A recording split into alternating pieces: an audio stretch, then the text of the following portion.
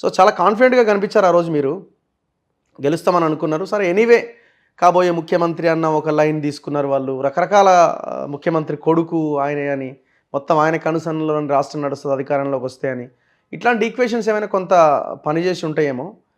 కారణాలేంటి మీరు ఓడిపోవడానికి గల కారణాలేంటి?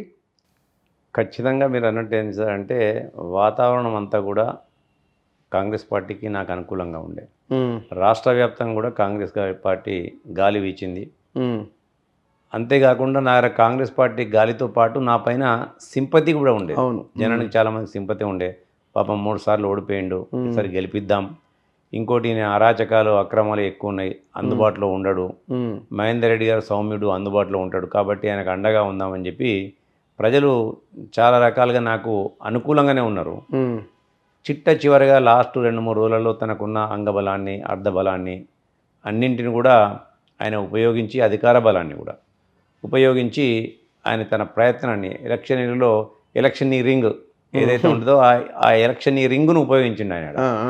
ఉపయోగించి ఇవాళ మా ప్రాంతంలో అనేకమైన భయాందోళనలో ప్రజలు ఉండేవాళ్ళు అప్పుడు. ఎందుకంటే ఈయన గెలిస్తే మళ్ళీ మాకేమైనా అయిద్దేమో, ఒకవేళ ప్రభుత్వం రాకపోతే మమ్మల్ని మళ్ళీ ఏమన్నా ఇబ్బంది పెడతాడేమో అన్న ఒక భయభ్రాంతంతో కొంతమంది ప్రజలు ఇవాళ ఈయనకు ఓటేయడానికి ఆ రోజు, ఒకవేళ ఈయన ఓడిపోయి అక్కడ ప్రభుత్వం వచ్చినా మాకు ఇబ్బంది అవుతుంది, కేటీఆర్ ఓడిపోయినా కానీ ఒకవేళ బీఆర్ఎస్ ప్రభుత్వం అక్కడ రాష్ట్రంలో వస్తే ఈయన ముఖ్యమంత్రి తర్వాత ముఖ్యమంత్రి కదా, రేపు ఈయననే ముఖ్యమంత్రి చేస్తే మమ్మల్ని ఇబ్బందులకు గురి చేస్తారని చెప్పి కొన్ని వర్గాల ప్రజల్లో ఒక భయాందోళనలో కూడుకున్న వాతావరణం నెలకొని ఆ చిట్ట చివరిగా 2-3 రోజులలో ఈ వాతావరణాన్ని తనకు అనుకూలంగా మలుచుకోవడానికి అన్ని అంగులను ఉపయోగించుకున్నాడు ఆయన. ఎలక్షన్లకు ముందు అనేకమైన మాటలు చెప్పిండు ఆయన. నేను డబ్బు పంచను, అధికారాన్ని దుర్వినియోగం చేసుకోను. పంచనన్నాడుగా, పంచకుండా ఇక పరిస్థితి ఎక్కడిది? అంతేనా? ఇవాళ డబ్బు పంచను, మద్యం పంచను, అధికారాలను నేను వాడుకోనని చెప్పిండు. ఇవాళ మద్యం అనేది ఏరులై పారింది అక్కడ. ఎవరిని అడిగినా చెప్తారు ఇవాళ డబ్బు పంచిందనేది వాస్తవం. ఎందుకంటే సిరిసిల్ల పట్టణాన్ని ఉదాహరణ చూసుకున్నట్టయితే మధ్యాహ్నం 1 గంట వరకు పోలింగ్ శాతం కేవలం 39-40%. మధ్యాహ్నం తర్వాత పోలింగ్ సరళిని చూసినట్టయితే ఇక డబ్బులు ముట్టినా కొద్ది ఒక్కొక్కరు వచ్చి ఓట్లేసింది అందులో. కాబట్టి ఆ పోలింగ్ శాతం సిరిసిల్ల టౌన్లో 80% రీచ్ అయిపోయింది ఆ 3 అవర్స్లో 4 అవర్స్లో. అంతేకాకుండా గ్రామాలలో కూడా ఎక్కడ లేని విధంగా ఈసారి గ్రామాలలో కూడా ఇండ్లకి చికెన్ పంపించడం, మందు బాటిల్ పంపించడం, అంతేకాకుండా ఇలా ఓటుకు డబ్బులు పంచడం, ఓటుకు డబ్బులు పంచుతూ ఇవాళ అనేక గ్రామాల్లో పట్టుబడ్డారు వాళ్ళు.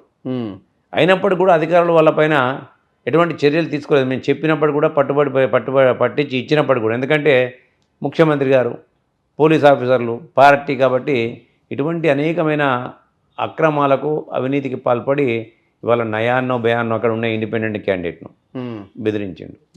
బెదిరించి ఆయనను కూడా ఇవాళ పోటీలో లేకుండా చేయడానికి ప్రయత్నం చేసుకున్నాడు. ఇవాళ రాజకీయంగా ఇలా చాలామంది జనం అంటారు ఇవాళ రాష్ట్ర వ్యాప్తంగా కూడా కూడైకి వస్తుంది.